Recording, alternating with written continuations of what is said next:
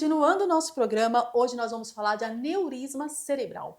Quem nos recebe é o Dr. Ramon Junqueira, ele que é neurocirurgião, especialista em cérebro e coluna. Tudo bom, doutor? Oi, tudo bom? Então, eu quero lhe agradecer por nos receber aqui e por falar desse assunto tão importante no nosso programa. Obrigado. Prazer o meu. Doutor, e para começar, o que é o aneurisma? Vamos lá. O aneurisma cerebral, basicamente, o que ele é? Ele é uma dilatação anômala do vaso, certo? Sendo que essa dilatação anômala, o vaso tem basicamente três, vamos pôr histologicamente, né? A adventícia, a íntima do vaso. Então, o que ocorre é uma dilatação, uma alteração da íntima do vaso, do ponto de vista histológico, né? Então, assim, o vaso tem essa parte da íntima que, por causa de irritação, tem assim, vários fatores que a gente ainda vai falar, mas fatores tanto de que pode ocorrer de irritação no vaso, o fator genético e outros fatores que levam a essa dilatação anômala da íntima do vaso. E essa dilatação vai dilatando esse vaso e esse vaso pode vir a romper. Essa dilatação ela pode ser sacular, uma dilatação que ela é pontual num ponto do vaso, ela pode ser ao redor do vaso, né? Que aí acaba pegando todo o vaso e acaba sendo até mais complexo de realizar o tratamento, né? Quando ela tem essa dilatação ao redor do vaso, a gente chama de aneurisma fusiforme, tá? É um exemplo. Sobre o que é o aneurisma, basicamente é isso, né? Doutor, como a procura tem que ser realmente rápida, né, para que evite problemas maiores com aneurisma? Existe, doutor, alguns sintomas que o paciente, a pessoa consegue ter e já procurar ajuda médica? Sim, ótima pergunta. A questão sobre sintomas de aneurisma é uma pergunta muito frequente sobre o que eu sinto antes desse aneurisma romper, né? Sabendo que vai que eu tenho um aneurisma na cabeça, será que eu sinto alguns sintomas? O aneurisma, em geral, ele não dá sintomas, porque o aneurisma é uma alteração do vaso, então ele, infelizmente, ele não dá sintomas. Então ele não avisa Uhum. previamente, só quando ele rompe, infelizmente. Só que existem algumas exceções. Então, por exemplo, se o aneurisma ele é muito grande ou está comprimindo alguma área nobre do cérebro, comprimindo um nervo que vai para o olho, uma coisa, vamos supor, se está comprimindo um nervo que vai para o olho, pode dar uma queda do olho, alguma coisa. Se você está comprimindo alguma outra estrutura neurológica, ela pode dar aquele sintoma neurológico específico de acordo com o lugar que ele está comprimindo, tá? Mas isso para aneurismas muito grandes, que está comprimindo algum nervo craniano, algum par craniano, alguma coisa do tipo. Outra coisa que pode existir é o que a gente chama de cefaleia sentinela. A cefaleia sentinela é uma dor de cabeça que precede a ruptura do aneurisma. Em geral, ela é em torno de 24 a 48 horas antes da ruptura do aneurisma, mas pode ocorrer até uma semana antes da ruptura do aneurisma. É uma cefaleia de forte intensidade, que é totalmente diferente das outras dores de cabeça que você já teve, né? Então, cefaleia é dor de cabeça, para explicar. Então, é uma dor de cabeça de forte intensidade que você nunca teve e de repente você teve uma que é a pior da sua vida, tá? Essa dor de cabeça, ela não tem tantas outras coisas associadas como tem algumas outras síndromes de cefaleia, tá? Então é importante falar isso também. E aí você tem essa dor de cabeça que é a pior da sua vida, procure um pronto-socorro o mais rápido possível para conseguir ver se realmente pode ser. Mas é uma dor de cabeça fora do padrão. E o outro sintoma, que é o sintoma principal, que é na hora que ele rompe. Então, na hora que ele rompe, é uma dor de cabeça de fortíssima intensidade, que é a pior da sua vida, que você vai sentir uma dor de cabeça muito forte, geralmente pode vir acompanhado com rebaixamento do nível de consciência, o que é isso? Ficar mais sonolento, mole, rebaixa um pouco, você fica mais Uhum. mole, e algum outro sintoma neurológico associado pode ter, não mexer de um lado, alguma coisa, isso pode estar associado também.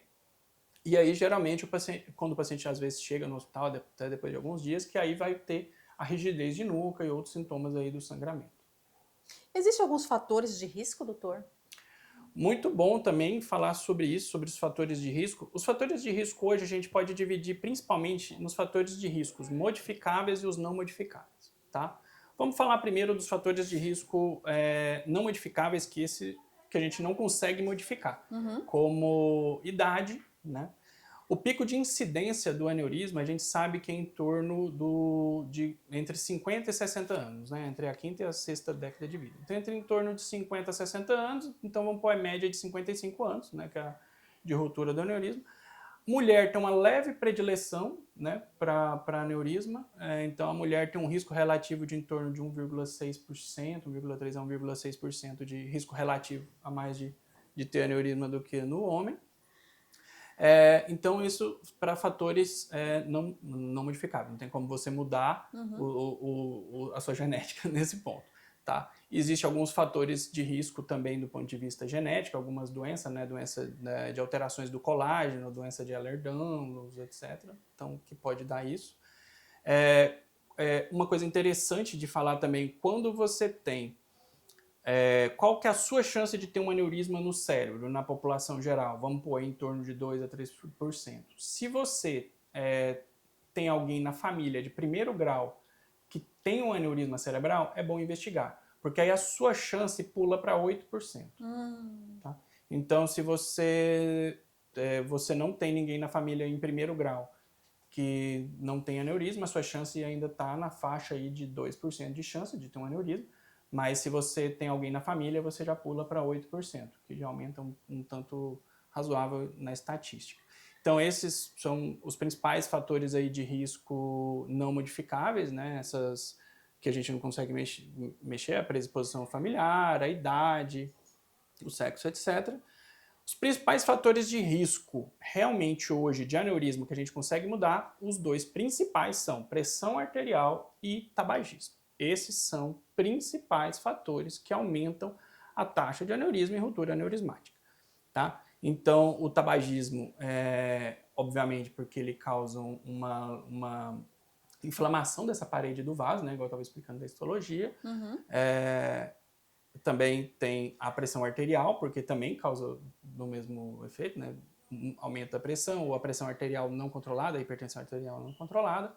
Outros também fatores, como o uso excessivo de álcool, né, o etilismo, né, beber muita bebida alcoólica também pode levar a isso.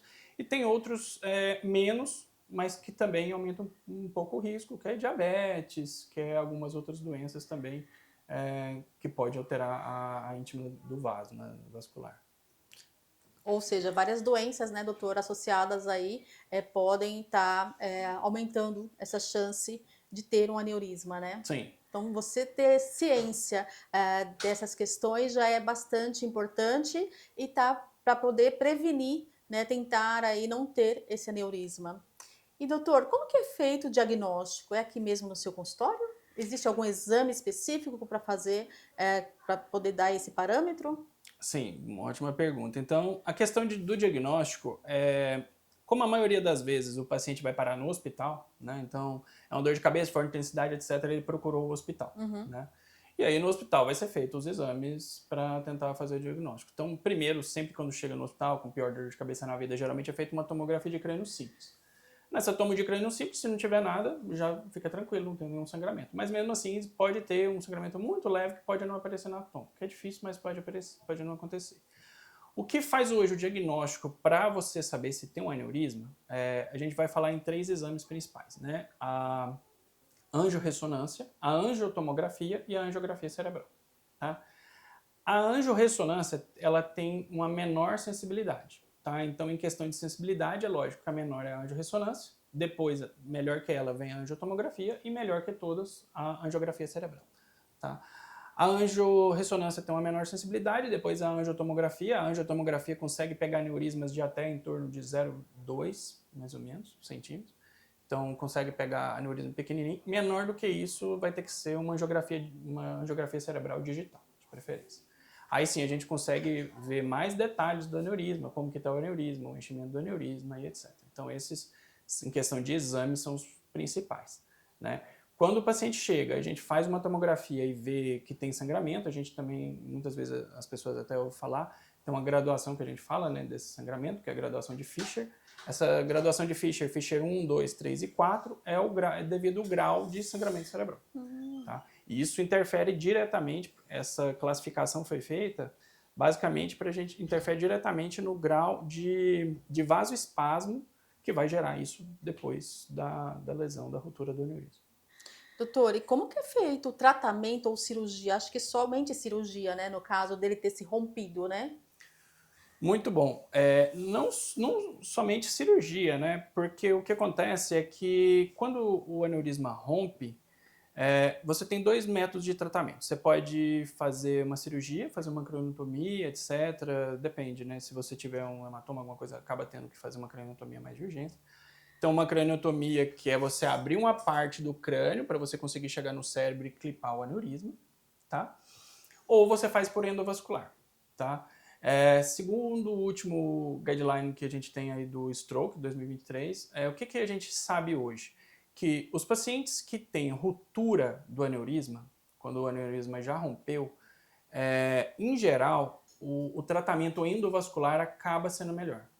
Endovascular, só para o público saber, é um procedimento minimamente invasivo, é isso? É difícil falar em minimamente invasivo, porque todos são invasivos e todos têm muito risco. Uhum. Então, depende muito de falar disso. Mas o endovascular entra um catéter, né, pelo vaso e isso sobe lá no cérebro e no cérebro vai conseguir fazer a embolização desse aneurisma.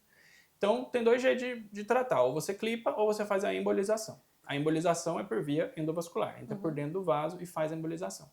Porque quando o cérebro sangra, a cirurgia, o intraoperatório, acaba que o cérebro fica mais friável, então ele fica mais difícil de você afastar o cérebro, afastar as estruturas, então acaba tendo um resultado um pouco pior. Uhum. Então isso é relativo, tá, gente? Porque, por exemplo, se você tem você teve uma HCA, né, hemorragia subaracnoide lá, tem hemorragia por causa da ruptura aneurismática, fez uma contusão grande, etc. Às vezes você tem que fazer uma craniotomia, abrir o crânio para drenar aquela contusão, para clipar o aneurisma para resolver o problema.